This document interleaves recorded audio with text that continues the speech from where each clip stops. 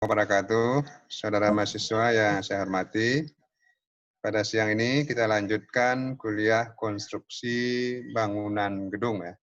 Kemarin kita laksanakan kuis dan fondasi pekerjaan substruktur. Udah selesai, itu pekerjaan bawah ya.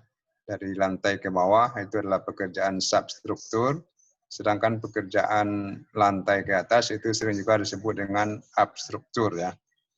Jadi up yang di atasnya, di bawahnya adalah struktur. Jadi pekerjaan fondasi yang tidak kelihatan kan, pekerjaan yang tidak kelihatan. Nah, sekarang kita lanjutkan pekerjaan ke atasnya lagi. Mulai dari ya pekerjaan strukturnya itu kolom ya. Nah, mulai dari kolom. Nah, kalau rumah tinggal sederhana, ya kolomnya adalah kolom itu terbagi dua ya. Jadi kolom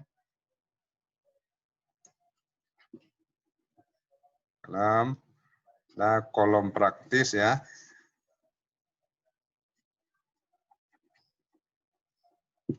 Praktis, ada kolom struktur. Jadi kolom praktis ini gunanya hanya pemegang lantai saja, dinding saja ya. Jadi hanya sebagai pengaku saja untuk menghubungkan dinding yang satu dengan dinding yang lain supaya dinding tidak bergetar, tidak bergoyang, maka dipakai kolom praktis. Nah, ada juga nanti kolom praktis ini kalau rumah tinggal biasanya ukurannya 15 kali 15 cm ya. Siapnya, jadi stebal dinding. Ya, stebal dinding. Jadi kalau waktu mengecor kita tentu dikurangi ya. Mungkin 11 kali 11 jadinya kan. Siapnya nanti stebal dinding atau 11 kali 11, 11 kali 11 cm kan. Nah, ini kolom praktis. Jadi kolom praktis itu kolom yang kecil ya, kolom yang menghubungkan dinding dengan dinding itu pada bangunan tidak bertingkat. Nah, itu disebut dengan kolom praktis. Nah, kolom praktis ini lihat gini bentuknya.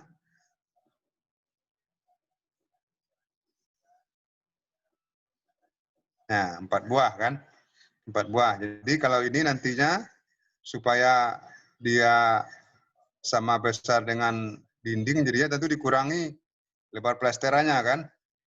Nah, biasanya kalau 15 cm, nah ini ukurannya nanti 11 kali 11. Jadi spesinya plesterannya 2 ya. 2 cm tambah 2 cm di dalam, 2 cm di luar, jadi 4 kan. Nah, 11 tambah 4 menjadi 11 tambah 4 menjadi 15. Nah, di 15 cm sama dengan tebal dinding. Jadi satu dinding bata itu tebalnya kan 15 cm kan, rata 15 cm.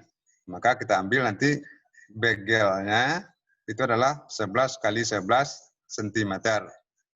Nah, minimum tulangnya harus ada 4 buah ya. 4 buah. Di biasanya ini 2 meter, 2 buah diameter 10. Di bawah juga demikian. 2 buah diameter 10. Jadi pengertiannya di sipil itu ini 2 buah diameter 10. 10 ini adalah 10 mm ya. Dengan 10 cm, tapi adalah 10 mm. Karena untuk besi ukurannya itu adalah milimeter. Kalau kayu sipil kan senti kan. Nah, sedangkan untuk besi adalah milimeter. Jadi ini dia. Nah, kemudian begelnya ini di lambangnya begel diameter 8, jarak 15. Jadi biasanya standar gempa Indonesia itu jaraknya 15 cm. Nah, itu diambil ya. Nah, kira-kira seperti ini. Jadi begel diameter 8 mili, jaraknya 15 cm. Nah, itu adalah dinamakan dengan kolom praktis. Ya, kolom praktis. Nah, balok praktis juga demikian. Balok praktis itu contohnya apa? Slope ya. Atau balok dinding. Kalau slope, nah, slope ukurannya kan 15 kali 20. Nah, di tingginya 20, lebarnya 15. Nah, ini dia biasanya kan jadi ya. Setiap jadinya nanti ini 20. Ini adalah 15. Nah, 15 cm. Ini biasanya untuk slope ya. Di slope ini adalah fungsinya konstruksi beton yang dibuat di atas pondasi batu kali yang fungsinya untuk mengaku ya bangunan atau kolom dengan kolom ya, mengaku bangunan namanya, atau menghubungkan ya kolom dengan kolom praktis ya, kolom praktis pada bagian bawah ya. Jadi biasanya kalau ini 15 nanti dibuat dalamnya ada begelnya lagi.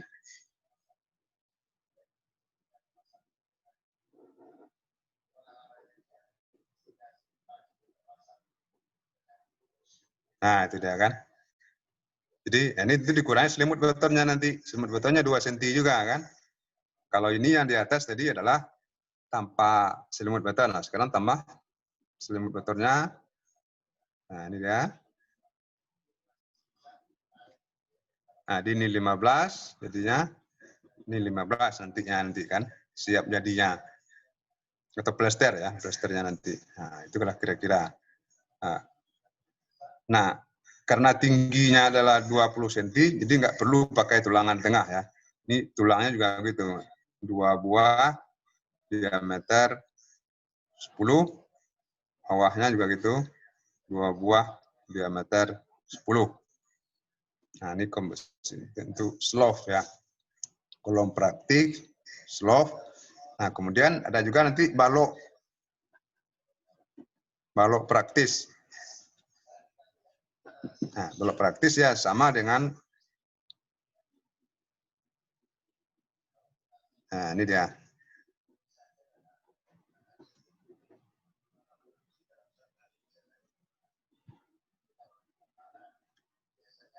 Misalnya 11 juga ya. 11. Ini 11. Nanti tambah plesternya menjadi 15 ya. Jadi balok praktis ini ukurannya sama. Biasanya masangnya itu mendatar ya. Nah, kolom praktis itu kapan kita memakai kolom praktis dan balok praktis? Itu apabila luas dinding kita itu lebih daripada 12 meter bujur sangkar, maka kita harus pasang kolom praktis atau tambah balok praktis. Ya, luas dinding. Kalau dinding kita ukurannya tingginya 4 meter, lebarnya 3 meter, kan 12 itu kan. Nah, nggak perlu kita beri kolom praktis atau balok praktis. Ya, di tengahnya. Tapi kalau misalnya 5 kali 4, ya, atau 4 kali 4, tingginya 4 meter gitu kan, nah, maka dipasang balok praktis satu. Supaya apa? Supaya dia tidak bergoyang dinding kita itu. Ya, dinding kita tidak bergoyang. Nah, hubungannya gimana? Sekarang hubungannya balok slope ini dengan kolom praktis atau dengan pondasi ya. Gimana bentuknya kan? Lihat. Nah, ini pondasi yang setelah kita pasang pelajari kemarin, pondasi. Nah, biasanya kalau ingin lebih bagus ini dipasang angker. Nah, angker ya. Ini namanya angker. Ini pondasi kan. Nah, ini pasang angker. Ini dipasang, nah di atas ini baru kita pasang slope. Nah, itu dia.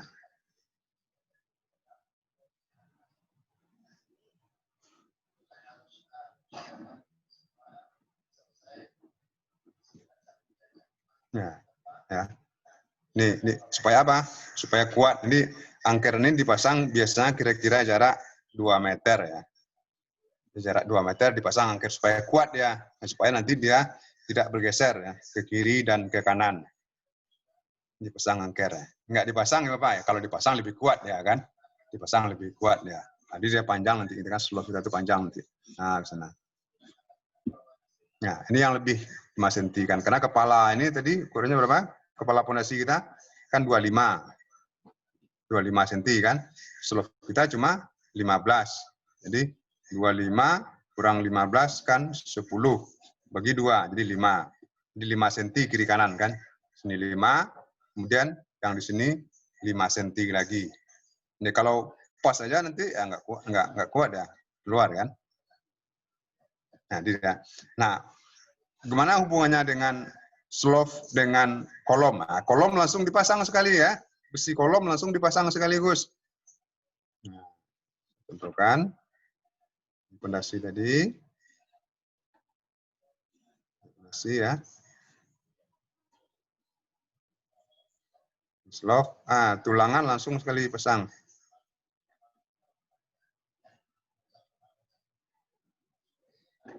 Nah itu.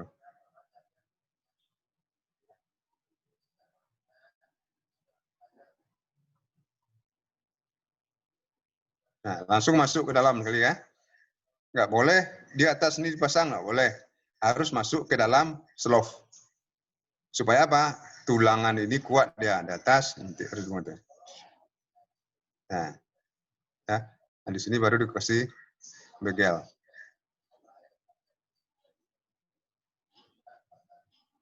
Nah, itu. Jadi jarak ini adalah 15. Ya, jadi nggak boleh di atas. Jadi harus menyatu dia. Kolom besi kolom ini dengan slope harus menyatu. Semuanya begitu harus menyatu. Nah, di sini lagi nanti pasang. Nah, ini biasanya dicor kan. Sedikit. Nah, itu. Jadi kuat hubungannya. Jadi yang penting hubungan antara kolom dengan slope itu kuat. Slope dengan pondasi juga kuat ya. Ya, nah ini untuk. Nah kalau untuk menerusnya gimana? Ya ke sininya itu sambung lagi, tinggal nyambung aja lagi. Nah ini tulangan juga, slope. Nah ini dapat begelnya.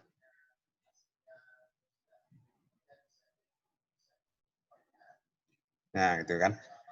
Di begel. Ini jaraknya 15.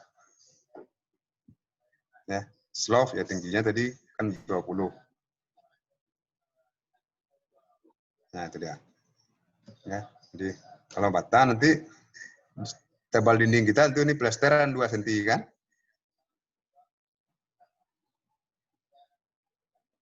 Nah itu dia tebalnya. Ya, di jaraknya begel 15. Kemudian untuk begel kolom juga 15. Nanti kalau tulangnya bisa begini. 4 buah diameter 10. Sudah tahu orang nih. 4 buah diameter 10. Begel diameter 8, jarak 15. Nah, ini juga gitu.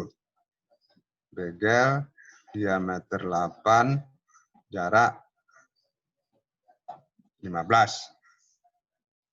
Ya, jadi harus berhubung, jadi menyatu dia itu kan. Nggak boleh sampai di sini saja. Nah, dia harus masukkan ke dalam.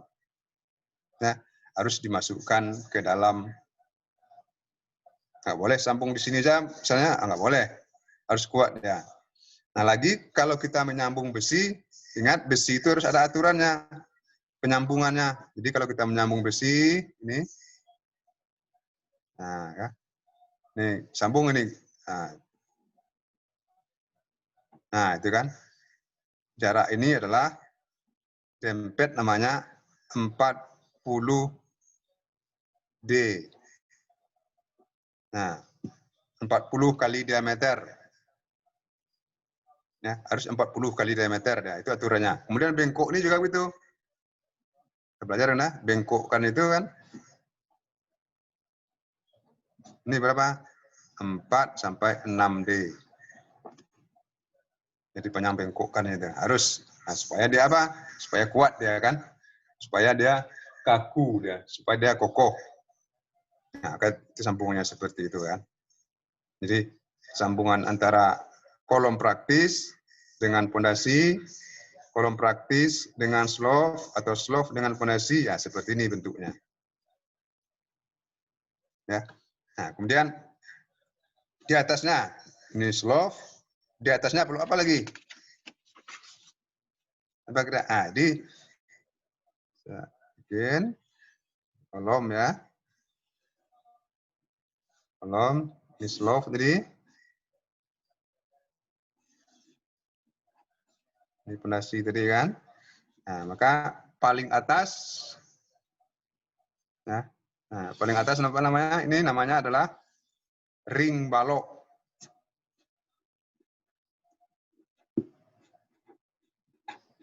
Nah, ring balok ya. Nah, kalau kita pasang, saya potong di sini ada pasang pintu dan jendela, katakan di sini ya. Misalnya begini bentuknya tuh. Nah, ini. Nah, ini pintu dan jendela ya. Ini pintu sampai di sini. Nah, maka di atasnya ini ada balok di atas pintu ya. Nah, ini namanya adalah balok latai. Balok latai. Di balok latai itu adalah balok yang dipasang di atas ambang atas daripada kosen. Ya, di atas ambang atas kosen itu. Nah, kan supaya kosen kita tidak terbebani oleh bata, maka dia dipasanglah balok di sana, balok latai. Nah, ukurannya sama dengan ring balok. Ya, jadi ukurannya kira-kira boleh 15 kali 11 ya. Atau 15 tingginya kali setebal bata berapa? 11. Nah, boleh. Nah, kalau ring balok berapa? Dia setebal bata, nggak bisa sama dengan slof, dia setebal bata nih.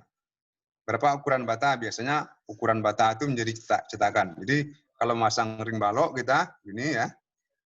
Ini pasang bata terakhir kan. Ini pasang bata gitu kan. Nah, biasanya dipasang paling atas ini pasang kayu buat dudukkan. Nah, itu dipasang cetakan. Ini cetakan. Nah, 20 cm ya. Nah, tingginya 20 cm. Lebarnya berapa? Setebal bata. Biasanya adalah 11. Nah, dicetak di sini.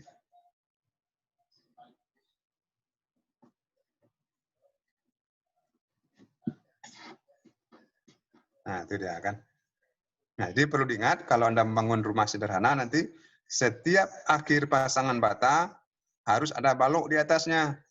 Balok itu namanya ring balok atau balok pengunci. Kalau nggak pakai ini, maka bata kita tidak kuat. Kalau ada gempa, ini langsung lepas dia. Bata yang paling atas itu langsung lepas dia itu. Jadi apapun pasangan kita, setiap akhir harus dikunci dengan ring balok. Ya. Nah, umumnya yang tukang yang tidak tahu nggak dipasang ya. Apalagi kalau di tempat-tempat yang sulit bekerja, tempat-tempat bidang miring ya. Nah, tukang misalnya begini, ya. Ini atap kan begini dia kan. Nah, ini atap kan. Di rumah kita seperti ini bentuknya. Nah, ini kan bata nih. Pasang bata kan. Ah, di sini harus kita pasang ring balok. Ini pasang balok. Ini kan berdiri itu kan. Nah, di sini juga ada ring balok. Nah, di sini kolom. Nah, harus seperti ini buat.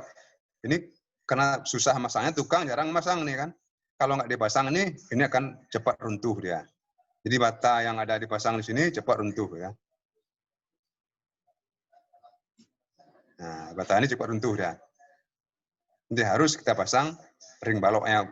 Ukurannya apa? Ya sama dengan tadi. Misalnya, ya ini 11, ini 15 atau 20 ya. Jadi besinya cukup 4 juga.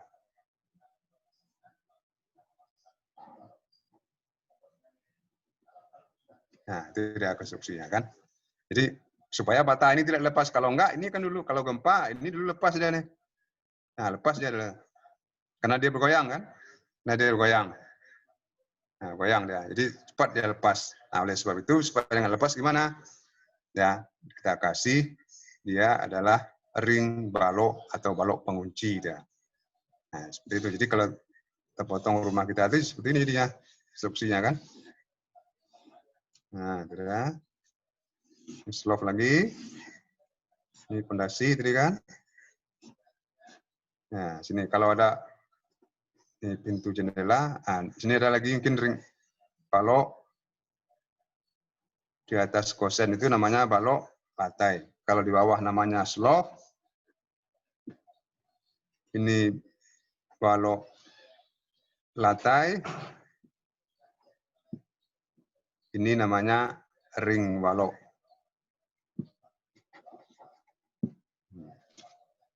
Ya. Nah, ini bentuk konstruksi kita. Nah, supaya kuat dia harus ya. Nah, di atasnya juga gitu ring balok kan. Nah, harus pakai ring balok ya. Kalau nggak kuat. Nah, ini kalau untuk rumah sederhana cukup besinya diameter 10 ya. Cukup diameter 10 udah cukup gitu. Jangan pakai 8 ya. Paling kurang diameter 10. Nah. Sementara ada yang tanyakan?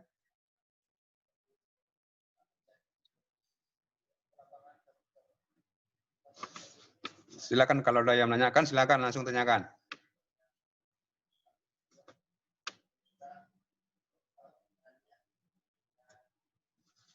Ya.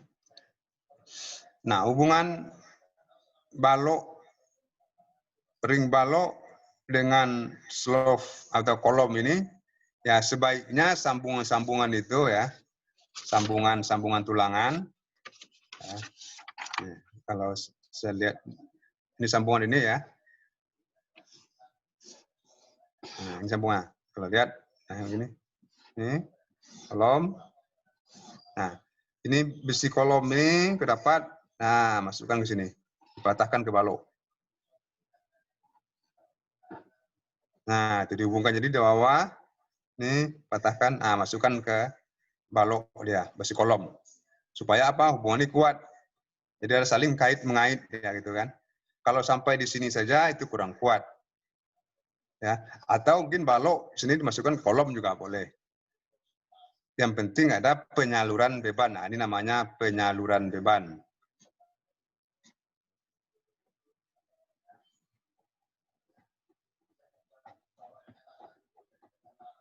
Nah, penyaluran beban namanya itu kan, yang dimasukkan. Ya, ini supaya lebih kuat ya. Yang nggak dimasukkan ya kalau sampai sini aja kurang kuat ya, kurang kuat.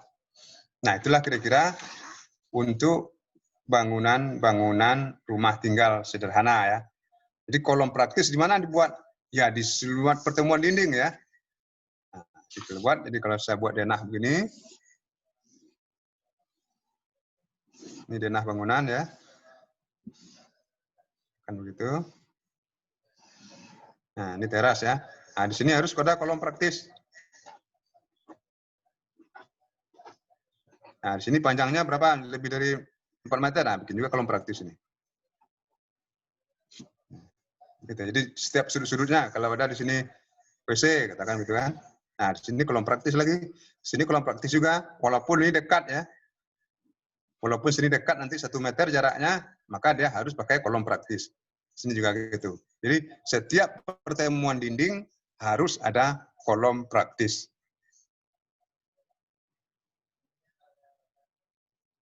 Ya. Bisa kedengaran ya, masih bisa ya?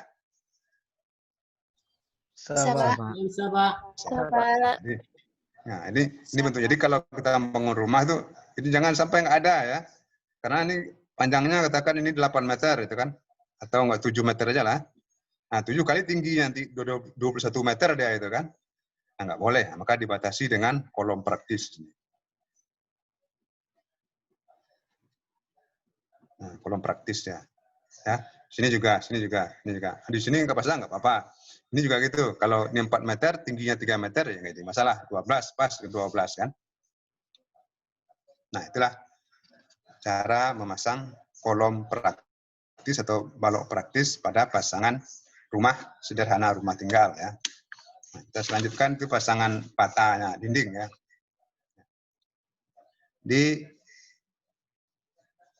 Kita bikin potongan ya. Ini potongan fondasi. Ya, ini slope kan.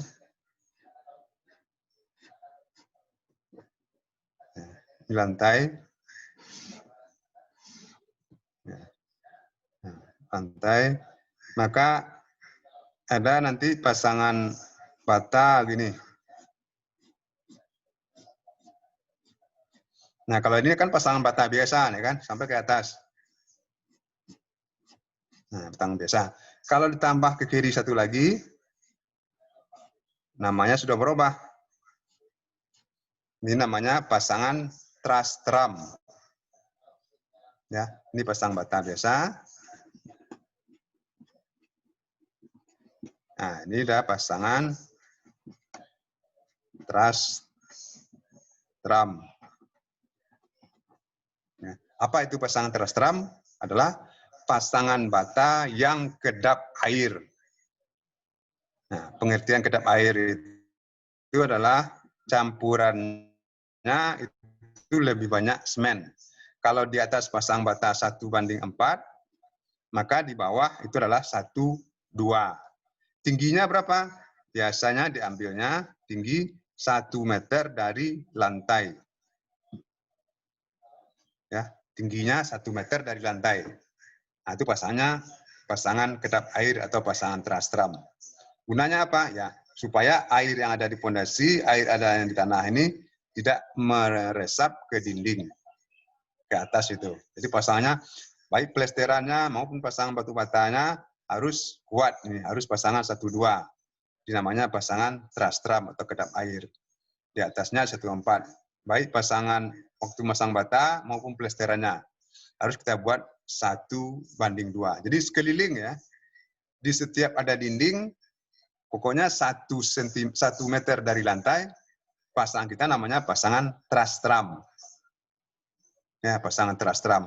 Harus kuat, harus banyak semennya. Apalagi nanti di kamar mandi kan. Kalau kamar mandi ya harus lebih banyak.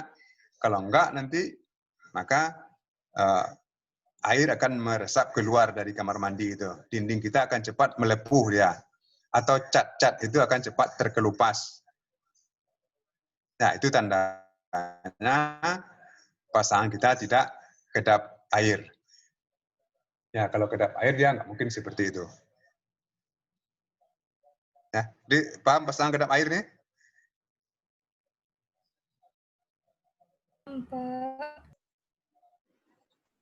Paham ya? Nah, jadi harus pasang ini. Kalau nggak pasang ini, kalau orang membangun rumah Anda disamakan aja, nanti spesiesnya campurannya nggak boleh itu. Karena paling 10 tahun nanti dinding Anda itu udah hitam, udah ngelupas catnya itu. Setidaknya warna catnya udah beda. Udah ada bekas-bekas air kan. Nah, itu yang perlu diingat ya, yang perlu diingat. Nah, ini lantai gitu, konstruksi lantai. Lantai ini maka harus lebih tinggi, kemarin sudah sampaikan harus lebih tinggi ya, minimum 5 cm dari slope ya. Nah, nanti ketinggian lantai lagi. Ketinggian lantai biasanya ini plus minus 0. Ya, biasanya plus minus 00 gitu kan. Nah, kalau kamar mandi, nah misalnya ini tadi kan, ini kan lantai ruangan, ini biasanya di denah itu dibunyikan ini plus minus 0. Nah, kalau teras, naik atau turun dari lantai ruangan biasanya? Turun. Turun ya. Nah, bikin minus 0,03. Ya, berarti 3 cm turunnya kan. Nah, tanah nanti turun berapa? Tanah depan minus 0, katakan 20 atau 40. Nah, ini kamar mandi biasanya gimana? Lebih turun atau lebih tinggi dari lantai ruangan? Turun, Pak. Turun, Pak. Lebih turun. Nah, kita bikin lagi minus. Misalnya 5 cm atau 3 cm juga gitu kan. Minus 0,03 atau 3 cm turunnya. Ya, di luar juga begitu. Jadi harus di dalam kita bikin plus minus 0,0, ini plus minus 0,00. Nah, gitu dia. Ya, jadi kalau nggak dibuat seperti ini, takutnya nanti tukang itu Nah, dikerjakan saja, samakan aja. Jadi sehingga nanti kamar mandi nanti airnya waktu mandi ya meleleh keluar ya gitu kan. Maka harus dibuat ya. Maka itu kita bikin teras keliling. Ya, silakan. Bukan aja, mungkin bikin aja. Nah, itu kan. Nah, bikin minus 20 gitu kan. Nah, kalau ini minus 20 tadi kan, ini minus 40, minus 40. Jadi ada pakai sekeliling kita ada rabat namanya atau teras ya. Sering juga dengan disebut rabat ya. Rabat keliling. Nah, rabat keliling. Ya, seperti itu. Nah, kita lihat potongan ini seperti ini ya kan. Nah, lapisan itu apa? Di bawah lantai itu ada nanti, nah, ini ada lambangnya apa nih? Spesi. Nah, bawah itu lagi ada coran beton.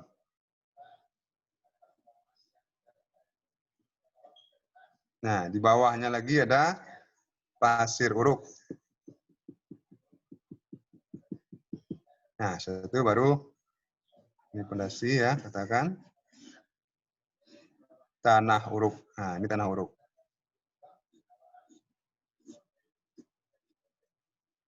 Ya, itu udah. Di sini di lantai misalnya ubin. Nah, di bawahnya ada spesi 3 cm misalkan. Nah, di bawahnya ini ada lagi beton, cor beton 5 cm. Nah, di sini ada lagi pasir uruk 5 cm juga kan. Nah, baru tanah timbunan.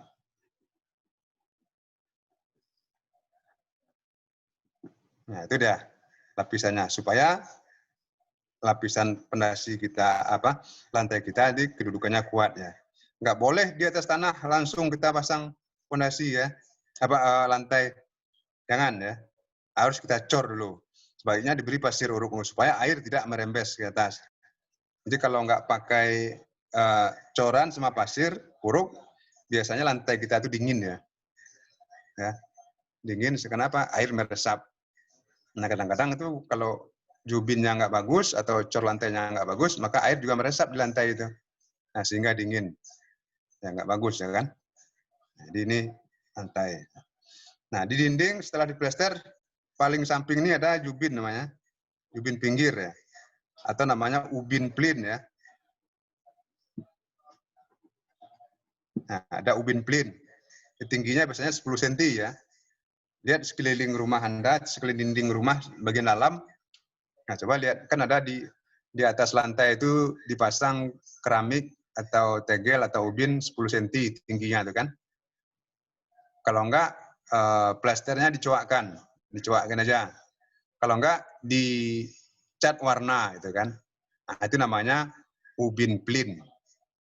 Ya, ubin pinggir dinding. Kalau nggak dikasih gimana? Ya nggak apa-apa, semua bentuknya nggak bagus. Kalau nggak ada itu nggak bagus dia bentuknya. Jadi terpotong antara cat dengan lantai nantinya. Nah, sebaiknya diberi. Nah, keuntungannya lagi, kalau kita membersihkan rumah, kalau sedang menyapu itu tidak bersenggolan dengan dinding. Tapi kalau sapu bersenggolan dengan dinding nanti, maka 5 cm di bawah itu kan kotor dia. Nah, susah membersihkannya kan. Nah, tapi kalau udah dipasang keramik atau jubin, maka dia mudah membersihkannya. Jadi warnanya sama dengan warna lantai atau dibedakan boleh juga. Nah, kalau yang dicat biasanya warnanya dibedakan. Ya, itulah kira-kira gimana cara pemasangan dinding, lantai, kolom praktis, balok praktis, lantai beton tumbuk ya. Ini lantai kerja beton tumbuk juga namanya. Ini pasir uruk. Ya, semuanya ini dipadatkan dulu ya. Kalau pasir ini dipadatkan siram dengan air dulu. Namanya lantai tumbuk, coran ini 1, 2, 3 perbandingannya gitu kan. Sama itu. Nah, dia supaya padat. Nah, itulah kira-kira untuk bangunan rumah tinggal ya, dindingnya. Dindingnya. Ada yang tanyakan?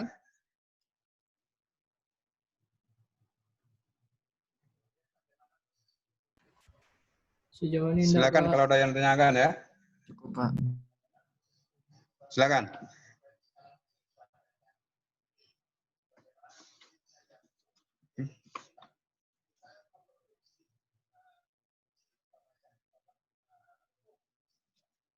Kalau nggak ada tanyakan nanti cerita aja saya gitu kan.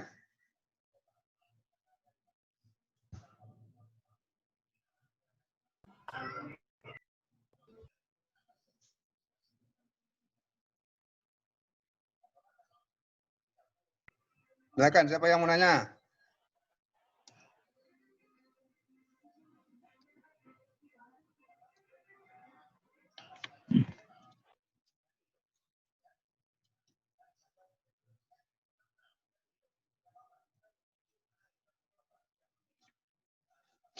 Ya.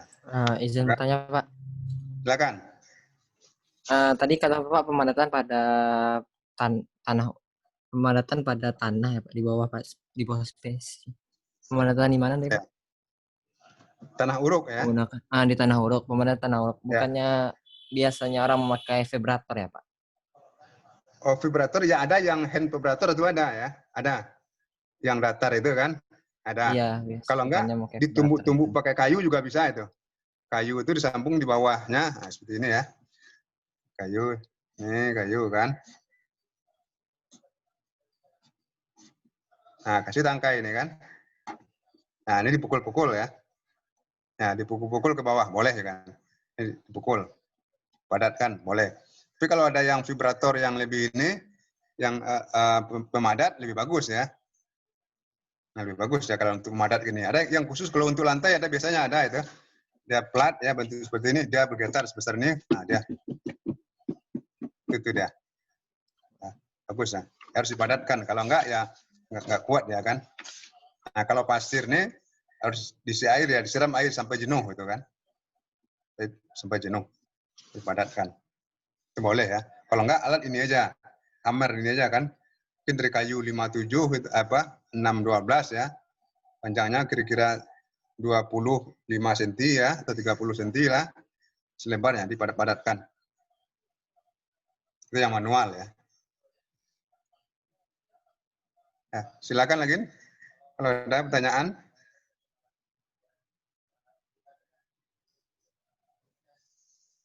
Terima kasih Pak. Silakan kalau ada. Anda tanya.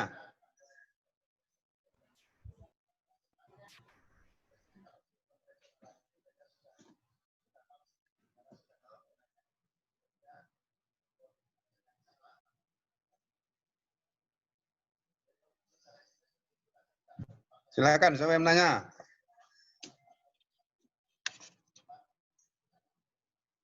Kalau enggak dinding, pekerjaan lantai ini kita ini kan lagi kita cukupkan di situ ya.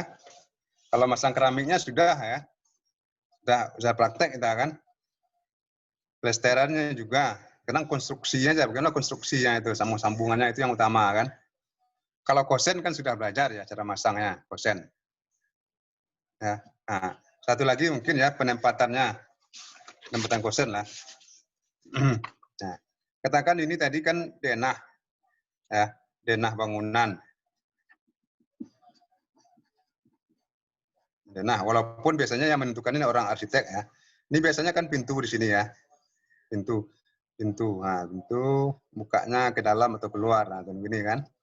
Ini garis 2 misalnya. Ini. Nah, ini kan. Ini kamar. Ini kamar juga. Ini ruang tamu. Ini ruang makan.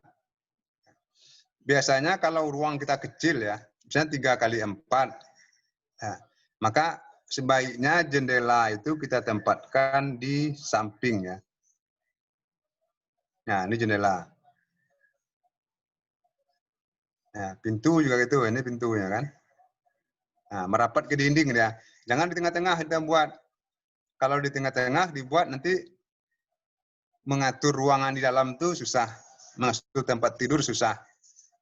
Kalau di tengah nanti membuka dan menutup jendela nih susah, harus terganggu tempat tidur kan.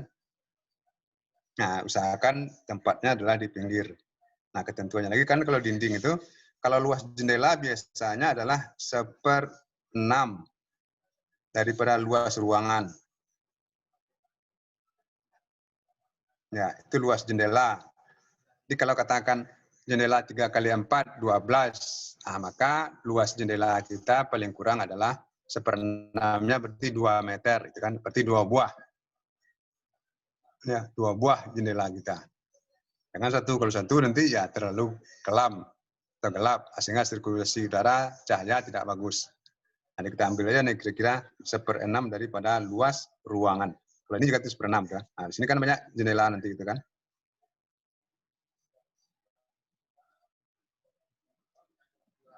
Nah, ini jendela ya kan. Nah, tingginya berapa? Di gambar teknik kan sudah kita pelajari ya, pintu ya. Jadi pintu, nah tingginya ada ukurannya 80 kali 2, paling kurang 200 ya, atau 80 kali 210 ya. Nah, atau 80 kali 2 meter 20. Ini tinggi pintu ya. Jadi tinggi pintu itu antara 2 meter sampai 2 meter 20. Nah, jangan di bawah 2 meter tingginya kan. Atau 180. Nah, ini nanti nggak nyaman kita naik masuk ruangan itu nggak nyaman. Seolah-olah kepala kita ini akan terantuk ya, atau tertahan oleh ambang atasnya itu kan. Jadi paling kurang ini ya, tingginya 2 meter 20. Nah, lebarnya berapa? Ya, kalau pintu keluar, pintu masuk 80. Pintu kamar boleh 70 ya. Kamar mandi boleh 60. Ya. Nah, jendela juga begitu. Nah, jendela ya paling ya boleh 80. Nah, tingginya ya tergantung berapa, nggak ada masalah ya kan. Boleh 180, 1 meter, 1 meter 20 juga boleh. Nah, yang perlu diingat kalau dia nako, ya. Kalau kita membuat jendela nako, anak nako itu ada ketentuannya kan. Nah, jadi cara menghitung nako betul. Nako itu tinggi satu anak nako itu 15 cm misalnya itu. Nah, 15 ini kan. Gimana cara menghitungnya supaya pas? Nah, jadi jumlah anak nako, katakan jumlah anak nako ini 8. 8 buah anak nako kali 15 gitu kan. Ya, kali 15. Nah, sama dengan 110 kan, tambah 2. Nah, 2 ini adalah kosong di atas, di bawah 1 cm, di atas 1 cm. Nah, itu mencarinya. Ya, 8 kali 15, 110, ya, 100. ditambah 120 ya. Iya. Nah, 120 ditambah 2 cm, menjadi 122. Jadi 122 cm tinggi kosong dari jendela kita nanti. Itu mencarinya. Kalau Anda buat 125, besar nanti kosongnya. Kalau Anda bikin nanti 115, nah berkurang dia kan, kurang 7 cm ya, banyak kosongnya. Jadi nggak pas dia gitu kan. Tapi kalau jendela kita dibikin dari kaca atau panel itu nggak jadi masalah, berapapun ukurannya nggak jadi masalah ya. Tapi kalau nako harus ada ketentuannya nih, ya pengalinya itu udah 15. Lebar satu anak nako itu 15 cm. Jadi kalau 10, ya tinggal mengali aja. 10 kali 15, 150. Tambah 2, jadi 152 nanti lubang kosen kita. Tingginya akan. Lebarnya berapa? Lebarnya jangan sampai 80, lebih dari 80. Ya, jangan lebih dari 80 ini. Kalau lebih dari 80 nanti kaca itu melentur dia. Dia mudah dibuka-buka, mudah terbuka dia. Ya, melentur juga kacanya. Kacanya biasanya kan tebalnya 5 mili gitu. Nah, mudah lepas dia. Ya, jadi seperti itu cara membuat jendela dari nako ya. Pintu ya nggak jadi masalah. Pintu berapapun ukurannya nggak jadi masalah. Nah, lebarnya berapa kan jadi masalah ya. Tingginya juga begitu. Nah, persyaratan ini aja. Dan lagi kalau pintu 2 daun misalnya 120 ya kali 2 meter 20. Nah, itu kan. Nah, 2 meter ya 2 meter mungkin 1 meter ya atau 1 meter 20. Kalau 1 meter 20 berarti 81 41 ya. Boleh. So bentuk sekolah sebenarnya kita lihat kan akan seperti itu bentuknya. Ya. Itu untuk bikin jendela ya. Ada yang tanyakan mengenai jendela nako nih?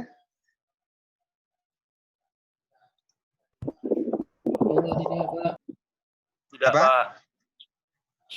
Tidak, Pak. Nah, ya kalau untuk rumah tinggal, kira apa yang tanyakan lagi? Kalau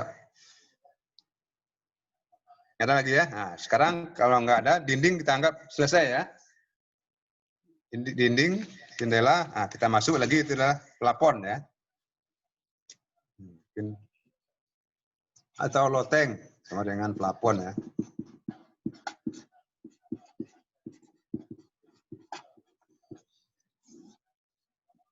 Apa guna loteng atau plafon ini kira-kira?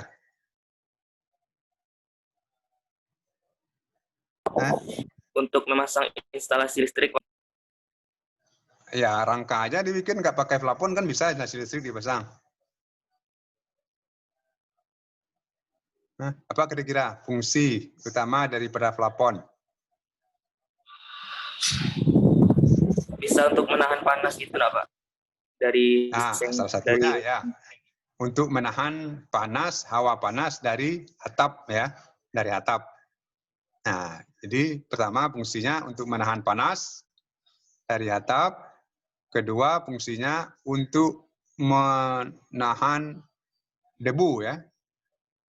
Menutup supaya debu tidak jatuh dari atas ke bawah. Ya. Nah, kemudian ketiga untuk sebagai memperindah ruangan ya. Atau tiga itu fungsi utamanya kan. Jadi sebagai penutup bagian atas daripada ruangan, ya, mencegah panas atau bunyi ya. Bunyi juga begitu ya.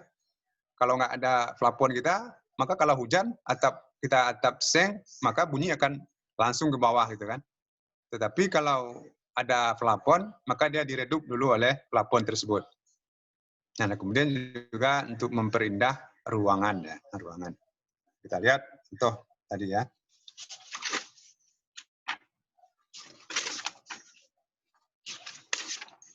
Nah, ini denah kita tadi kan.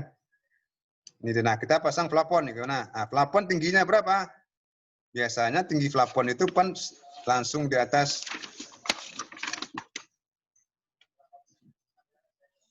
balok paling atas ya. Nah, ini kan. Ini balok apa tadi namanya? Balok ring. Paling atas apa namanya tadi? Balok ring, Pak. Ring balok ya. Ring balok. Nah, ini di atas ini kan kuda-kuda dipasang lagi kan? Nah, itu biasanya balok kuda-kuda kan? Balok kuda-kuda nih. Ini kalau kuda-kuda namanya apa namanya nih? Balok tarik. Yang datar itu apa? Balok tarik. Balok. Nah, balok tarik. Nah, balok tarik. Nah, biasanya plafon itu dipasang ya paling kurang ya sedatar balok tarik ya. Paling kurang. Atau diturunkan boleh. Atau setinggi ini boleh gitu kan. Nah, itu kan. Nah, dengan syarat ya supaya kalau balok tarik kemungkinan dia melendut juga ada gitu kan. Melendut ke atas juga bisa, melendut ke bawah juga bisa dia kan. Nah, nanti kita teranglah bagaimana kuda-kuda itu bentuknya yang aman itu kan. Nah, ini plafon. Plafon seperti ini kan. Nah, jadi ada di sini namanya pasang dulu balok pinggir ya. Nah, itu dia kan. Ini balok pinggir dipakukan gitu kan. Balok pinggir. Nah, balok pinggir. Nah, kemudian ada lagi nanti ini balok utama gitu kan. Nah, ini adalah balok akunya.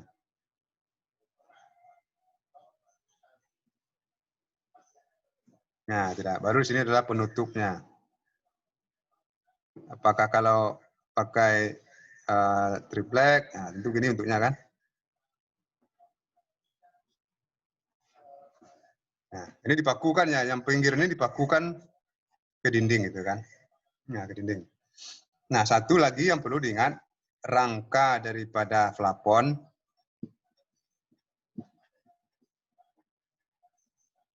rangkanya, ketentuannya ya, itu pada bentangan yang terpendek, coba catat Anda ya, soalnya bentang yang terpendek di situ dipasang balok induk ya, pada bentangan ya, bentangan maksudnya dari dinding ke dinding ya, dari dinding ke dinding.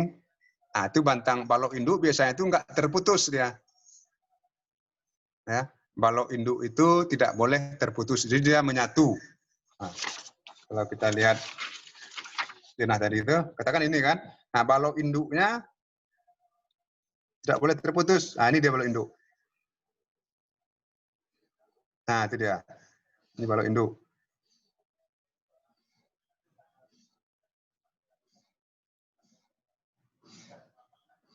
Nah, itu balok induk udah ya.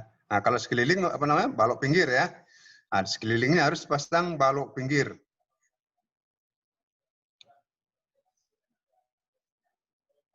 Nah, di balok pinggir semua sekeliling ada balok pinggir. Nah, balok anak itu mana? Balok yang ditahan oleh balok induk. Nah, di sini dia kan. Nah, ini terputus nanti. Itu pengertiannya balok anak. Ya, di sini dia. Ukurannya berapa? Ya, ukuran lebar jarak-jaraknya tergantung kepada plafon kita. Berapa ukuran plafon kita? 1 meter kali 1 meter, ya 1 meter kali 1 meter dibuat. 60 kali 1 meter, 60 kali 1 meter. Atau 60 kali 120, triplek dibagi 4. Nah, itu 60 dia. Jadi jarak ini 120. Lebarnya ini berapa? 60. Nah, kalau triplek kan gini.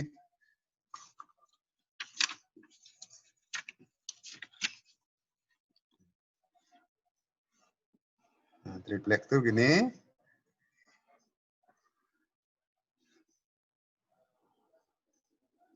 Nah, itu kan. Ini 60. Ini 60 juga kan. Ini adalah 120. Nah, di sini jarak ini berapa? Sebesar paku. Paku yang 1 inci itu. Paling-paling besar nih 5 mili lah jaraknya kan. Atau ya paku 5 inci ya. Nah, jarak itu ada 5 mili kira-kira. Paling besar 5 mili. Ya. Nah, ini supaya bis namanya kan, atau jaraknya. Nah, ini tergantung jaraknya berapa. Kalau 1 meter 60, 1 meter 20, 1 meter 20 boleh juga. Kalau 1 meter kali 1 meter boleh juga. Ya tergantung bahan yang kita pakai untuk menutup plafonnya. Ya, jadi kalau baloknya seperti ini tadi, balok yang tidak terputus, ini namanya balok induk. Balok yang terputus itu adalah balok anak atau balok pembaginya. Nah, sekarang ada juga berkembang plafon, rangka plafon itu tidak dari kayu lagi, tapi dari pipa ya, hollow atau pipa hollow atau aluminium itu. Boleh juga ya. Di pipa aluminium atau pipa hollow namanya. Yang berlobang ya. Boleh. Nah, itu tinggal ya diskrupkan saja. Tapi kalau kayu gitu. Nah, tapi harus juga ukurannya tentu beda lagi ya. Nah, ukuran pipa hollow misalnya 3x3 atau 30 kali 30. Jadi balok yang tidak terputus ini balok utamanya biasanya 30 kali 30 atau 40 kali 40. Jadi 4 cm.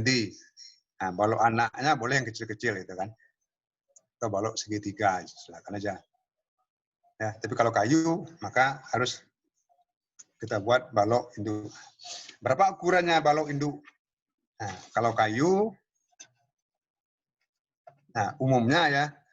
Nah, sekarang orang kalau dulu ukurannya adalah 6 kali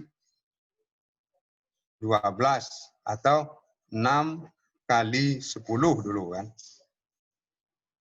Nah, kalau sekarang orang bikin kecil, bukan ini dipakainya lagi, tapi adalah 5 kali 7 atau 4 kali 6. Nah, itu ukurannya sekarang. Sudah dikecilkan. Nah, kemudian balok anaknya, ya boleh kalau 6, 12, 5, 7 balok anaknya. Kalau 6, 10, 4 kali 6. Ya. Nah, itu orang. Jadi sekarang, nah orang makin mudah aja. Ada juga orang bikin 57 aja semuanya. Jadi balok anaknya 57, balok induknya juga 57. Ya. Nah, kalau seperti ini supaya kuat dia kemana? Ini digantungkan ke atas ya. Ini balok tarik tadi, ini digantungkan ke atas, dipakukan. Nah, gitu. Ini dipaku ke sini lagi. Nah, ini juga gitu. Nah, dipakukan gitu ya. Nah, di penggantung dia, digantungkan dia kan, supaya kuat. Kalau panjang aja nggak kuat dia melendut, maka dibuat penggantungnya ke atas, dipakukan ke atas. Nah, kalau lantai kita lantai 2 dari beton, ya maka sebelum pengecor kita masukkan besi dulu, besi pengantungnya, atau biasanya besi 10 gitu kan, digantungkan. Kalau enggak, ya kayu aja seperti ini. Istilahnya itu penggantung ya, atau apanya ya close lah namanya gitu. Ya, nah itu cara membuatnya. Listnya ya 2 mili sampai 5 mili nanti ukurannya. Nah, ini harus datar ya, harus datar.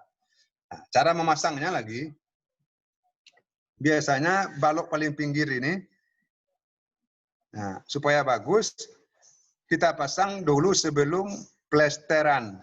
Sebelum memplester dinding ini kan, nah ini plester dinding.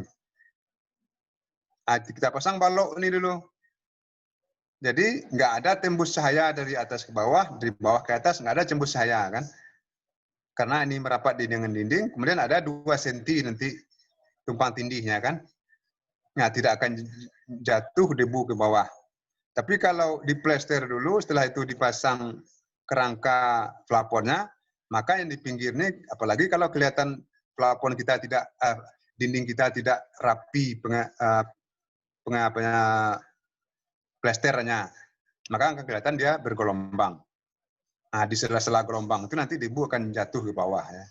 Nah, sebaiknya ya dipasang ini dulu, setelah dipasang baru diplester. Nah, ini plester kan. Nah, nanti ditambah lagi di sini.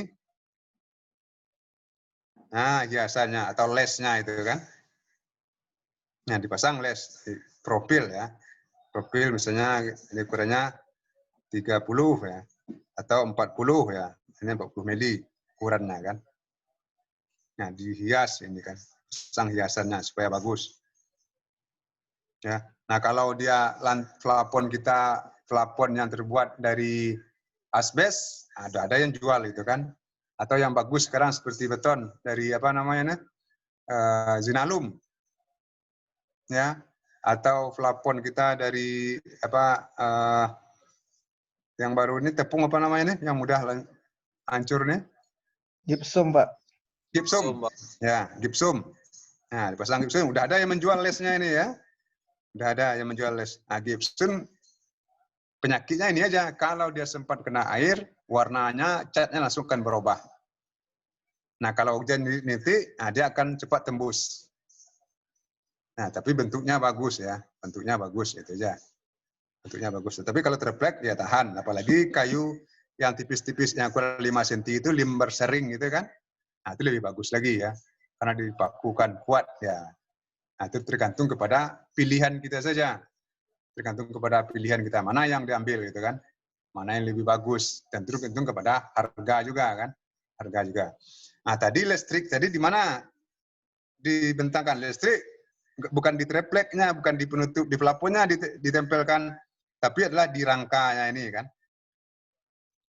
Jadi di rangkanya ini listrik dipakukan nanti, instalasi listriknya. Itu supaya kuat itu kan. Apakah talinya sedikit atau enggak itu kan. Nah, itu ya. Nah, instalasi listrik juga begitu ya. Di dinding, instalasi listrik ini dipasang sebelum dinding diplester ya. Jangan setelah dinding diplester, kita pahat lagi, kita gerinda lagi dindingnya, kita pasang kabelnya ke dalam. Nah, itu nggak bagus. Lama-kelamaan, dia akan retak-retak. Gitu. Jadi harus sebelum kita memplester dinding bata, maka pastikan dulu pipa instalasi listrik harus terpasang. Ya, pipa-pipanya harus terpasang. Nah, kalau udah terpasang, kalau udah plester, tinggal kita memasukkan kawat listrik, kabel-kabel listrik saja lagi. Ya, nah, tidak perlu kita membobok atau memahat. Kalau memahat, risikonya itu pasti retak dia. Karena dinding itu kalau udah lama dia mengeras, pasang dinding baru atau plester baru, tidak akan menyatu dia kan. Jadi setidaknya retak-retak rambut akan kelihatan. Ya. Nah, plafon ketinggiannya berapa? Ya tergantung kepada bata juga kan.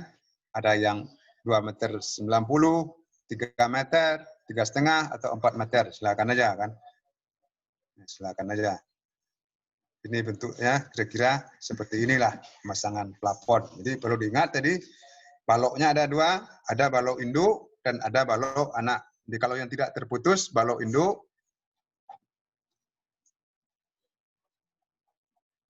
kalau yang kecil ini balok anak.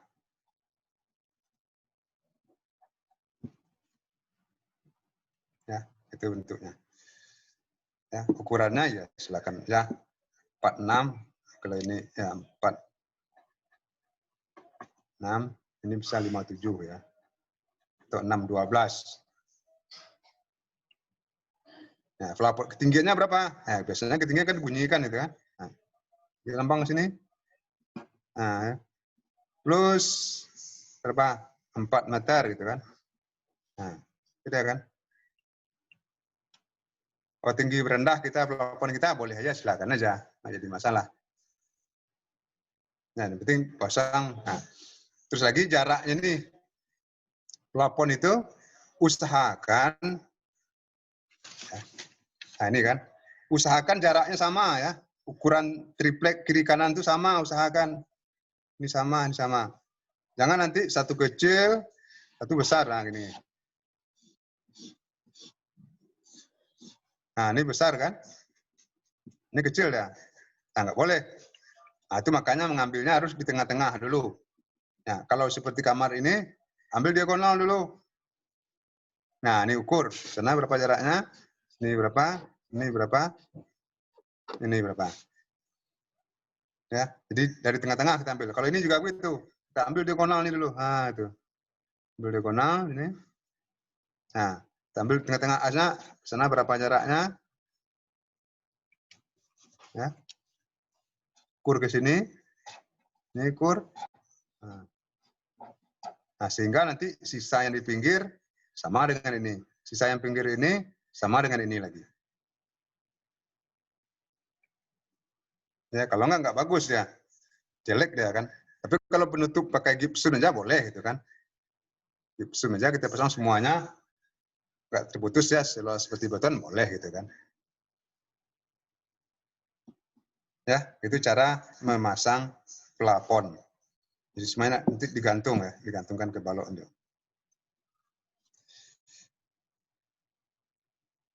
Plafon di WC juga begitu ya, sedangkan tingginya kita tentukan saja ya. Berapa tingginya? Biasanya kan lebih rendah. Kalau ruangnya kecil jangan terlalu tinggi. Kurus kelihatannya kan. Teras triplek juga begitu.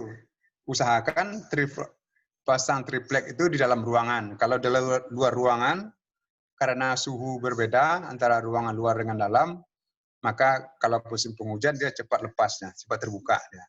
Jadi kalau triplek untuk overstack di luar ini plafonnya cepat terkelupas dia kan. Nah, usahakanlah kayunya yang dari kayu buat gitu kan, terlembar sering. Ya, atau gipsum boleh juga. Ya terserah aja. Tapi triplek kuncinya gitu aja. Dia tidak tahan terhadap pengaruh cuaca. Ya. Yang bagus tuh Pak, ya ternit kita pasang gitu kan. Kalau ternit nggak lumayan lah. Atau pas sekarang zinalum. Nah, ada alat itu zinalum. Plafon itu ya silakan aja. Ya.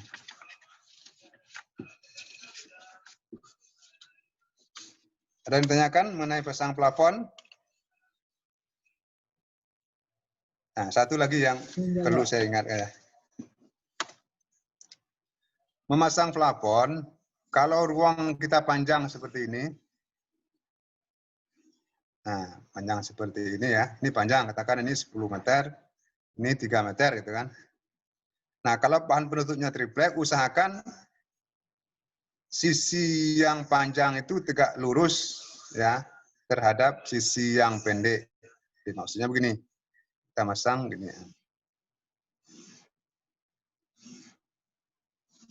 Nah, ini dia kan. Oke. Nah, kalau sisi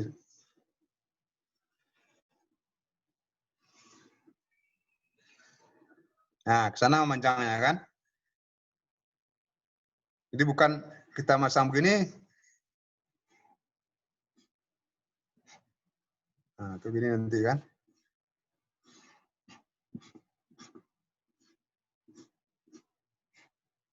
Nah, bukan begini kan. Kalau begini kurus jadinya kan. Bertambah panjang ruangan jadinya. Jadi dia melintang pada sisi yang terpendek ya. Ya. Jadi kan dengan seperti ini, kalau seperti ini kurus jadinya kan. Jadi yang bagusnya ya seperti ini manjang. Itu cara. Jadi usahakan jarak ini sama lagi kan. Atau ini. Nah, atau dibagi 2 aja boleh gitu kan. Nah, ini aja. Ya, kalau yang panjang seperti ini nggak bagus ya. Makin panjang ruangannya jadinya. Jelek jadinya kan. Halus itu nggak bagus, diusahakan yang melintang nantinya. Yang melintang. Ya. Ada yang tanyakan?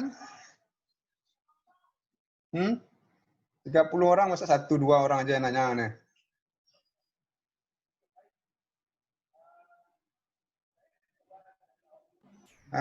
Silakan, siapa yang menanyakan?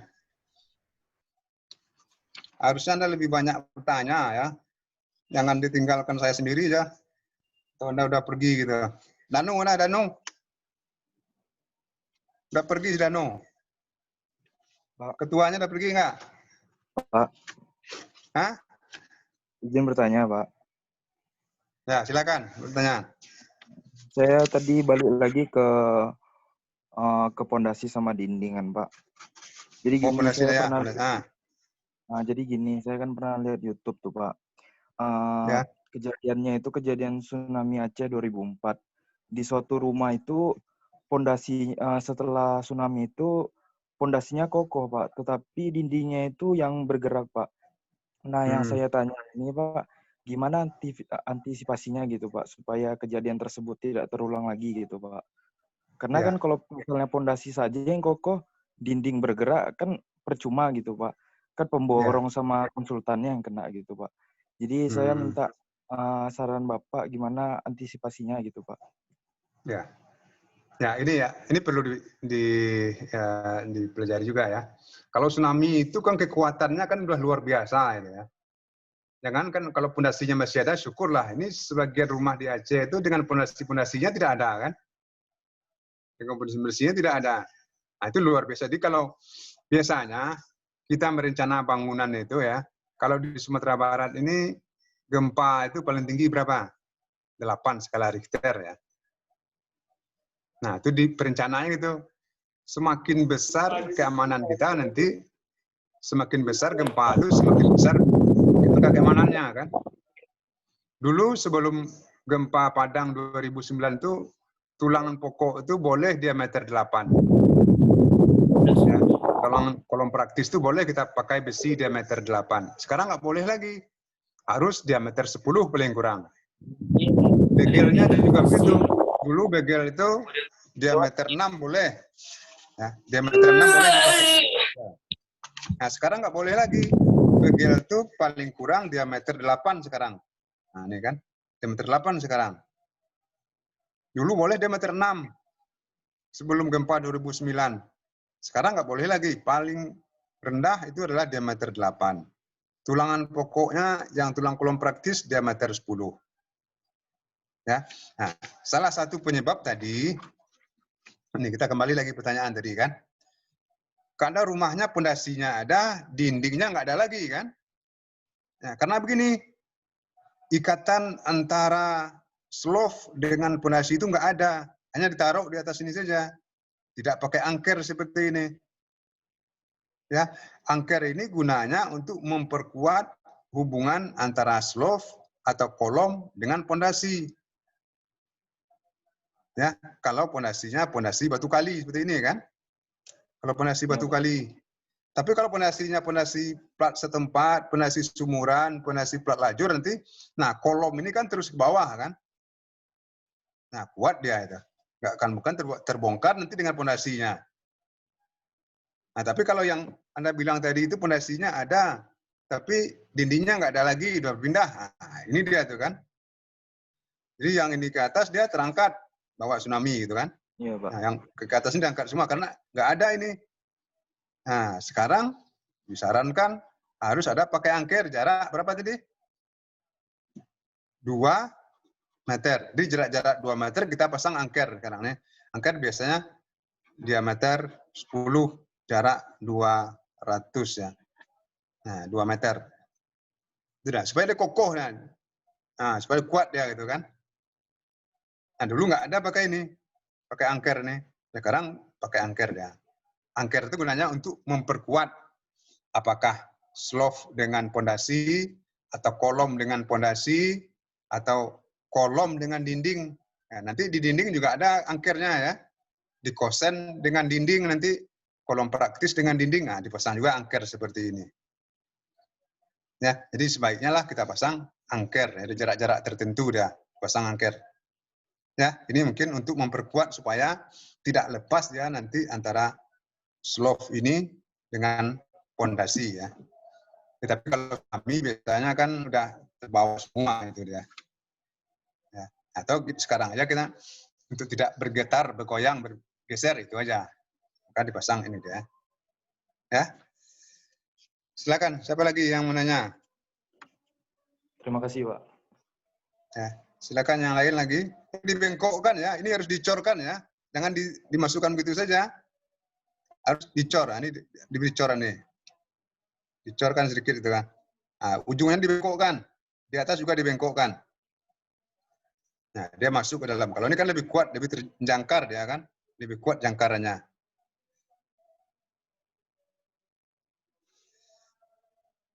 Silakan, ada lagi yang menanya? Pak, izin bertanya, Pak. Silakan. Ini kembali lagi kepada pemasangan dinding, Pak. Ya. Kan ada beberapa yang saya lihat itu kan pemasangan dinding ke kolom itu ada juga pakai angker, Pak. Ya. Mohon penjelasannya, Pak. Maksud dan tujuannya apa dan cara pemasangannya gimana, Pak? Terima kasih, Pak. Ya. Antara dinding kosen dengan dinding ya. Nah, contohnya begini ya. Nah, biasanya kalau untuk rumah sederhana, rumah tinggal non struktur ya, itu angker hanya cuma ada di kosen ya, di kosen. Tetapi kalau struktur, ya bangunannya struktur berlantai banyak, nanti ada angker dari kolom ke dinding. Ya, nah kalau dari bangunan struktur itu nanti kita masuk ya. Sekarang kita masuk rumah tinggal biasa aja dulu ya, rumah tinggal biasa, rumah tidak bertingkat. Nah, yang dari kolom ke dinding itu nanti rumah struktur, rumah bertingkat ya. Nah, contohnya begini ya, angker.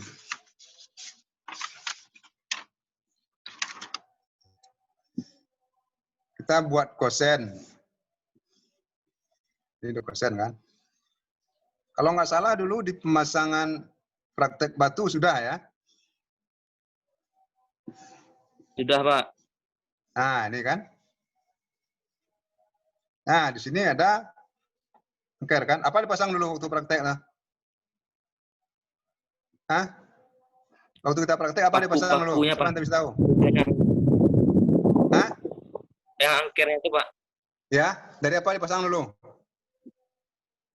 Paku-paku itu, Pak. Ikan Ya, samping-sampingnya. Jadi paku. Kalau dulu ada angker khusus ya. Kalau dulu ada orang jual angker khusus seperti ini dah. Runcing seperti ini, seperti L itu bentuknya. Nah, panjangnya kira-kira 10 cm, ini kira-kira 5 cm. Dipakukan ke dalam kosen ini. Nah, 3 buah itu kan. Nah, di paling atas ada kupingnya kan. Nah, ini gunanya Sekarang paku diberi lagi ya. Pasang paku 2 buah gitu kan. Silang. Nah, itu pakunya. Atau lurus saja satu-satu. Nah, seperti ini. Gunanya apa? Supaya kedudukan kosen dengan dinding dia kuat. Harusnya ini dicor ya. Nah, dicor, harusnya dicor itu. Nah, biasanya karena tukangnya malas cor, nah dimasukkan saja ke dalam bata itu kan. Nah, ke bawah juga harus ada ya. Ini apa namanya di bawah nih? Kosen ini? Unpak ya, atau sepatu kosen. Nah, ada juga di paku besar diberi. Yang bagusnya adalah angker namanya nih. Yang bagus itu angker ya. Kalau nggak paku besar aja. Jadi sekarang paku besar gunanya adalah untuk menguatkan kedudukan kosen pada dinding. Kalau nggak mudah lepas dia nih. Mudah lepas dia kan. Di samping nanti ada juga dicuakkan ini kan. Nah, kalau yang dicuakkan itu apa namanya? Kosen yang dicuakkan tempat masang bata itu. Apa namanya? Waduh. Spawning kapur. Nah, ada. Jadi kalau saya perbesar nih ya, besar nih bentuknya kira ini nanti.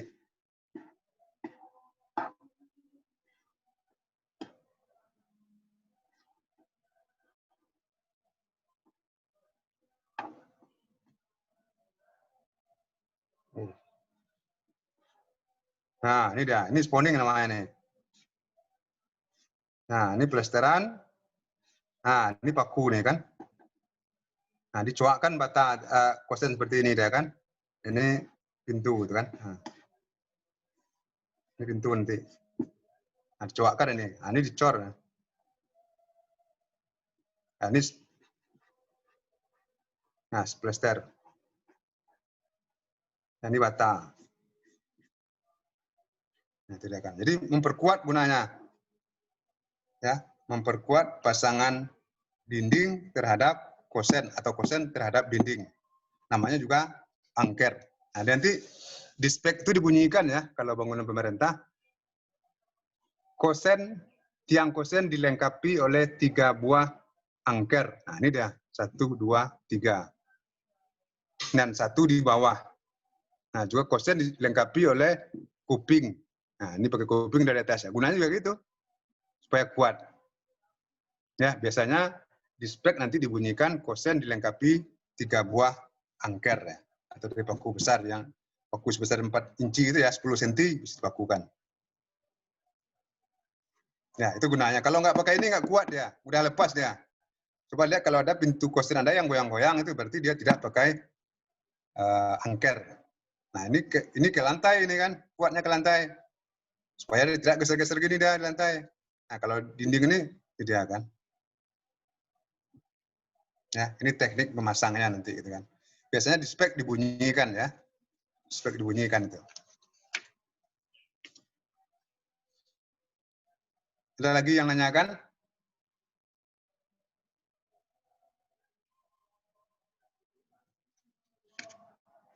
Nah, silakan yang mau nanyakan lagi kalau ada. Danu nggak keluar suaranya, mana ada ketua kita nih. Ada ketua nih, nggak datang ketuanya.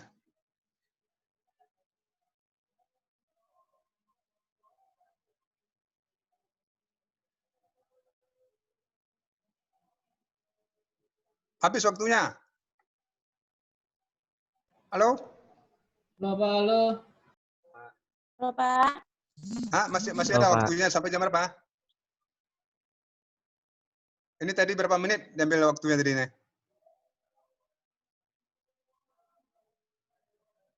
Kalau masih bisa, Pak. Berapa? Sampai jam 15.30, Pak. Oh, sampai jam 15.30. Ya, oke lah. Masih ada 15 menit lagi ya. Sudah 15 menit. Ada lagi yang menanyakan? Dinding? Nah, ada menanyakan lagi nggak? Atau plafon?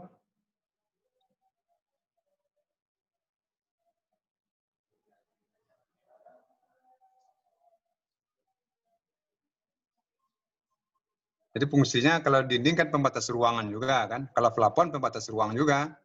Ke atas dia, bagian ke atas ya kan. Nah, lampu, pemasangan titik lampu, nanti kita masuk pemasangan titik lampu ya. Pemasangan titik lampu. Lantai ya, kemarin sudah lantai ya, lantai tumbuk ya, lantai jubin, lantai keramik ya. Nah, ke lantai itu ya tergantung ke bahannya, apa bahannya. Nah, masih beda ya. Nanti ada beda nggak antara granit dengan keramik? Siapa yang tahu? Lantai keramik dengan granit beda nggak?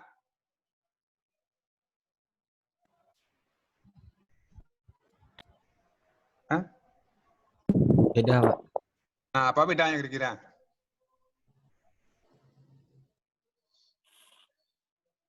Kalau granit itu dari batu alam ya, yang dicairkan, kemudian dibakar ya. Kalau keramik dari tanah liat. Tanah liat yang dibakar. Nah, tanah liat ya, tanah liat yang dibakar, dihaluskan tanah liat itu dulu, terus dibakar, dicetak kan. Nah, kalau granit biasanya dari batu ya, batu yang dijadikan bubur dulu batu itu, kemudian dicetak lagi kan. Nah, kemudian di atasnya dilicinkan. Kalau granit itu di glazur ya. Nah, keramik juga begitu. Nah, jadi kalau kekerasan lebih keras granit daripada keramik. Nah, kan batu granit itu kan harganya juga lebih mahal ya. Harganya juga lebih mahal. Nah, kalau keramik itu biasanya dicetak dulu baru dibakar ya. Baru dibakar. Kalau granit tidak, dibakar dulu, setelah dibakar baru dipotong-potong atau dicetak-cetak. Ya, jadi bedanya kalau keramik dicetak dulu, setelah cetak baru dibakar kan. Cetak mungkin 30 kali 30, 40 kali 40, nah dibakar ya. Nah, kalau pembakarannya enggak konstan suhunya, maka kekuatannya beda, warnanya juga bisa beda-beda ya. Jadi kalau Anda beli keramik untuk serumah, jangan separuh-separuh beli ya. Kalau dapat satu rumah itu berapa 100 meter persegi, ya beli 100 kotak sekaligus. Jangan minggu ini 10 kotak, tambah lagi minggu 10 kotak. Nah, itu nanti kemungkinan warnanya nggak sama. Ya, warnanya nggak sama lagi. Jadi usahakanlah kalau kita membeli keramik itu, beli untuk semua sekaligus. Jadi satu produksi itu, satu pembakaran itu, satu warnanya itu. Tapi kalau udah berubah produksinya, warnanya nanti berubah lagi. Ya, granit juga begitu kan. Granit juga begitu. Nah, tapi biasanya granit itu lebih presisi ya. Sudut-sudutnya lebih tajam, lebih rapi, lebih kuat. Kalau granit lebih tajam ya, lebih kuat, lebih bagus dia, lebih licin kepalanya. Kalau keramik tidak. Coba Anda perhatikan nanti ukuran keramik itu ada yang nggak sama, ada yang bengkok nanti itu kan karena dia dibakar. Dicetak, dibakar. Kalau granit enggak, dibakar dulu, setelah itu baru dipotong-potong sesuai dengan ukuran. Ya, maka dilihat sudutnya tajam-tajam ya, licin-licin, dan harganya lebih mahal ya. Kalau keramik itu berapa? 60.000 atau 100.000 lah. Lebih mahal 1 meter kan, 1 kotak. Nah, kalau granit itu ada yang 500.000 kan, ada yang 300.000. Kalau dalam negeri itu sekitar 150.000 per kotak atau 1,5 meter itu kan. Ya.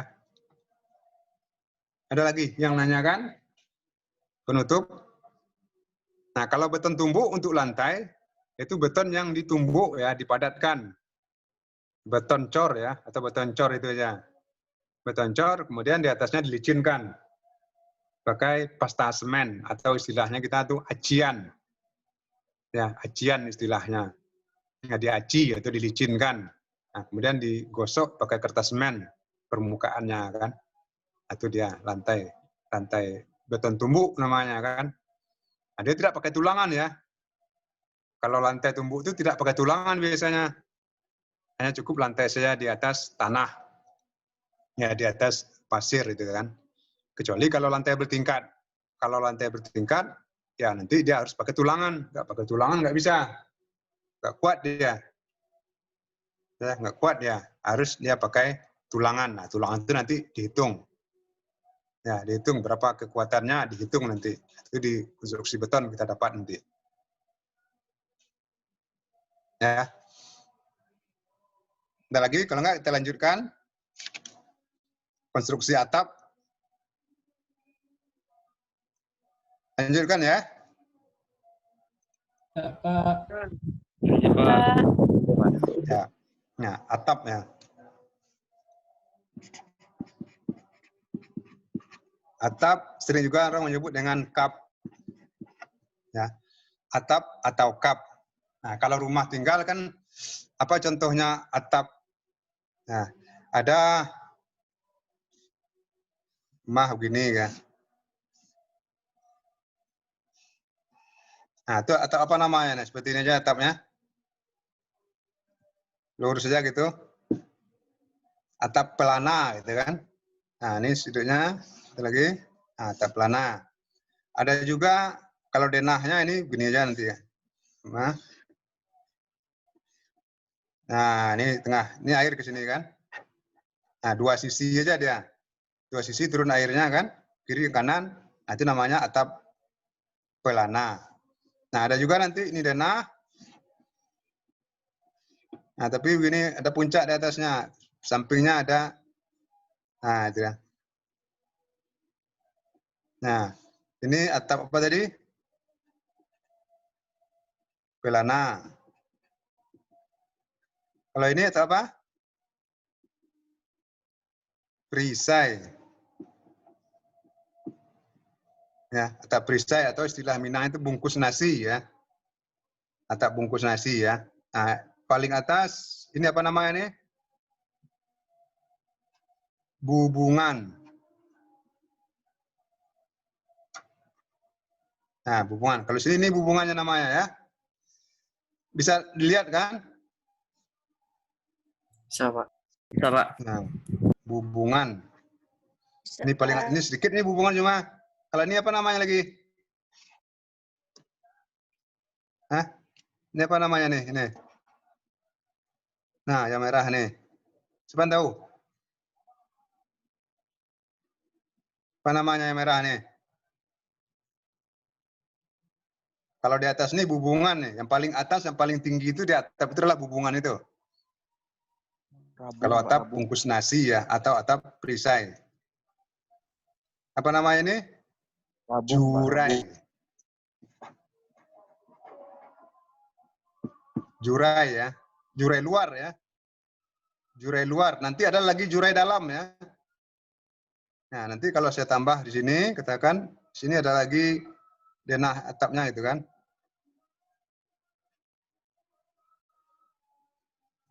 Nah, itu udah kan. Nah, ini kan air ngalir sini, ini tinggi atapnya kan. Ini yang nampung air itu kan nampung air itu kan. Nah, sini namanya jurai dalam. Kalau ini jurai luar. Nah, ini namanya jurai dalam. Ya, tempat air ngalir atau got itu ya. Sering orang juga nyebut dengan got kan. Nah, kalau kita bahasa tekniknya jurai. Jadi namanya jurai dalam, jurai luar. Ini bubungan. Ya. Kalau yang paling pinggirnya apa namanya? Lesplang itu kan. Ujung dari peratap itu, lesplang itu. Nah, ini kan. Nah, ada juga nanti atap tuh yang bulat. Nah, atap kubah. Ya, kubah. Ada juga nanti. Nah, ini Jawa itu ya. Apa namanya? Jonglo gitu kan. Nah, ini bentuknya tinggi ya. Nah, atap jonglo gitu kan. Nah, tapi yang umum ya kan seperti ini kan. Nah, ini jurai luar, ini jurai dalam. Ya, ini adalah bubungan dan pinggirnya dua adalah lesplang ya. Nah, itu dia bentuknya. Jadi kalau ini ada bungkus nasi gitu kan. Jadi ini dia. Nah, itu dia kan. Ini. Ring sedikit kan. Ring lagi deh. Nah, kalau ini bata pasang ini kan. Bata tinggi atau istilahnya itu adalah dorpel. Nah, dorpel. Jadi tinggi batanya kan. Kalau ini nggak ada. Kalau seperti ini nggak ada, rendah semuanya kan. Nah, kalau terhadap gempa, ini lebih aman bangunan kita, rumah kita daripada ini kan. Kalau ini bata, ini cenderung jatuh, ini lepas batanya. Ya, ini cenderung lebih mudah lepas. Kalau ini nggak ada yang tinggi, rendah semuanya. Ya, kena datar semuanya gitu kan. Kalau ini nggak tinggi dia. Ya, nah, seperti ini ya. Jadi umumnya kan rumah seperti ini ya supaya apa? Kemiringannya perlu diperhatikan ya. Jadi kemiringan atap itu, ya, kemiringan atap itu biasanya sudutnya besar daripada 25 derajat. Ya. Nah, kalau seng ya. Nah, kemudian ada juga kalau 30 derajat, yaitu kalau genteng itu 30 derajat lah ambil. Ya. Semakin landai atap kita, umur atapnya semakin cepat. Nah, semakin curam itu semakin lama umur atap kita. Ya, so kalau dia datar ini, nah kemungkinan dia mengandung air kan, air lama turun, nah debu, kemudian debu dia akan berkarat. Ya, kalau genteng kalau terlalu datar bocor dia sambung-sambungannya.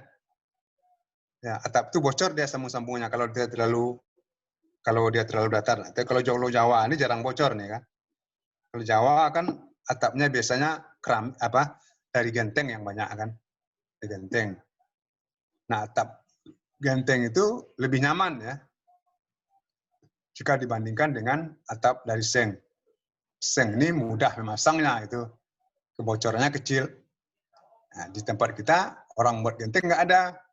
Di Sumatera Barat orang buat genteng nggak ada. Itu makanya orang seng. Kalau di Jawa orang buat genteng itu ya industri rumahan gitu kan. Gampang orang buat genteng kan. Jadi nyaman. Kalau di Sumatera Barat orang pakai genteng itu rumah mahal kan. Rumah mewah yang pakai. Nah, padahal di Jawa enggak. Kandang kambing orang pakai genteng gitu kan. Ya karena banyak genteng dijumpai. Di kita nggak ada genteng dijumpai kan. Dari segi kebisingan, dia tidak bising. Hujan tidak bising. Dari panas, ya dia tidak menyerap panas. Dia menyerap panas gitu kan. Ini kan di atap. Jadi, nah atap, nah kalau rumah tinggal ya seperti ini. Nah kalau gudang nanti pabrik macam-macam atapnya kan. Nah kalau gudang nanti ada atap yang begini bentuknya gitu kan.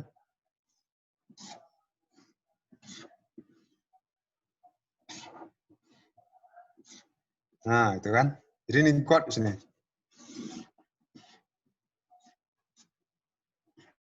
Nah, itu kan. Ini ada got. Karena bentangnya terlalu panjang ini dia. Untuk gudang seperti itu ya kan. Ini got. Ada juga yang melengkung mersal gitu kan. Nah, itu kan.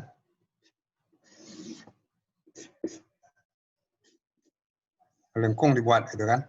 Supaya apa? Supaya bentangannya lebih panjang. Kalau melengkung ini kan lebih aman konstruksinya kan. Nah, supaya anggar pesawat, ya atapnya melengkung atapnya. Supaya apa? Ya supaya lebih nyaman. Ya, pesawat ke atas kosong, dia ini kerangka gitu kan. Nah, ini kerangkanya.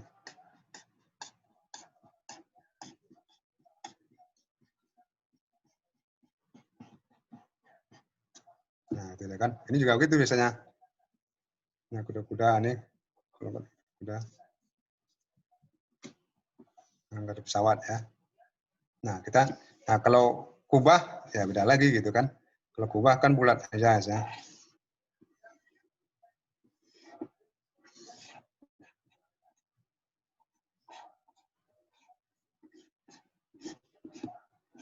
Nah, kubah sekarang masjid Politeknik yang bangun sekarang itu kan, nah, kubahnya sebenarnya rangka aja. Rangkanya dari besi hollow ya. Hollow 40 kali 40. Ini kosong di tengahnya gitu kan. Ada juga yang kalau di kayu harus pakai rangka kan. Nah, kemiringan atap ini yang perlu dijaga. Ya, kemiringan ini supaya apa? Hujan akan cepat turunnya. Nah, kalau ini kan terlalu besar, kalau dibuat tinggi kan terlalu jauh nanti kan. Nah, Kak, sini bikin got. Ini got. Nah, ini atap ini. Ya, ini 30 derajat. Ya, ini. Nah, ini keluar berapa 5 ya? Silakan aja keluar berapa kan? Sisanya. Nah, ini nggak pakai ini ya. Biasanya nggak pakai ini dia. Kalau kuda-kuda rangka seperti ini nggak ada. Supaya apa? Ekor pesawat itu bisa masuk ke sini kan. Tinggi dia. Kalau gudang ya panjang gitu kan. Ya, kira-kira gitu bentuknya untuk gudang. Kalau masjid ya seperti ini. Ya, kubah. Nah, kalau Minang ya, rumah Minang itu kan tinggi ya. Nah, tinggi ini kan.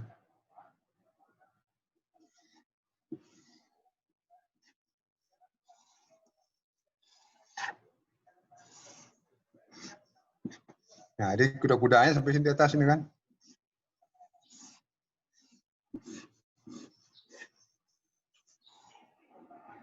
Nah, itu. Nah, ini rumah atap konjong. Nah, ini dia kan. Konjong rumah gadang. Ya, tinggi. Tambah ekornya satu lagi tambah di sini ya bisa juga gitu kan. Nah.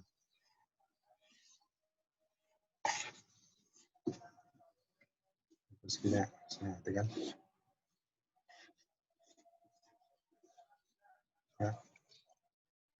Ya, tapi umumnya ya kayu kalau gampang sekarang mungkin nggak ada masalah lagi kan. Atap untuk ini. Ya kuda-kudaan ini nantilah kita sambung itu mungkin. Ya, jadi untuk atap ya konstruksinya nanti kita sambung ya. Oke, sampai jam 4:30 ya. 4:30. Ya. Iya, Pak. Oke. Ada yang tanyakan dulu mengenai bentuk-bentuk atap?